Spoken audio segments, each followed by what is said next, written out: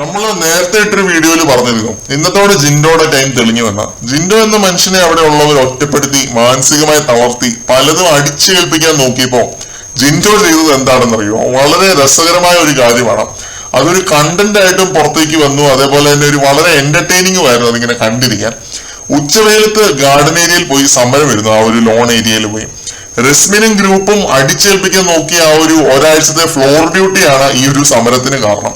ഇതിനിടയ്ക്ക് ഗബ്രി, ശ്രീരേഖ, ജാസ്മിൻ ഒക്കെ പോയി സംസാരിക്കുന്നുണ്ട് ഗബ്രിയുടെ അടുത്ത്.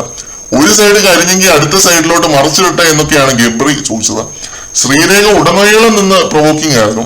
ജിൻഡോ എന്ന ഫേക്കിനെ പ്രേക്ഷകർക്ക് മനസ്സിലായി, പൊട്ടനാണെന്ന് തെറ്റിദ്ധരിച്ച് സ്ക്രീൻ സ്പേസ് ഉണ്ടാക്കാൻ നോക്കിയാണ് ജിൻഡോ എന്നൊക്കെ പറഞ്ഞ് ശ്രീരേഖ ഫുള്ള് പ്രൊവോക്കിംഗ്.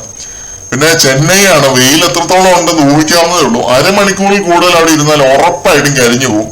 പക്ഷെ ഒരു 20 മിനിറ്റെങ്കിലും ജിൻഡോ അവിടെ ഇരുന്നു എന്നാണ് എനിക്ക് തോന്നുന്നത്. ഇത് കഴിഞ്ഞിട്ടാണ് ആ ഒരു ടാസ്ക് ഒക്കെ നടക്കുന്നത്. എന്നിട്ട് ഷുഗർ ഒക്കെ ഡൗൺ ആയി ജിൻഡോ തിരിച്ചു വരുന്നുണ്ട് ഇപ്പൊ കയറി. എന്തായാലും കണ്ടന്റ് ഉണ്ടാക്കാൻ പുള്ളിക്ക് അറിയാം, നല്ല വൃത്തിക്ക് കളിക്കാനും ജിൻഡോയ്ക്ക് അറിയാം. അവിടെയുള്ള എല്ലാവരുടെയും ഗെയിമിനെ നിയന്ത്രിക്കാനും പുള്ളിക്ക് അറിയാം. അതാണ് ജിൻഡോ എന്ന ഗെയിമറുടെ ഒരു സവിശേഷത.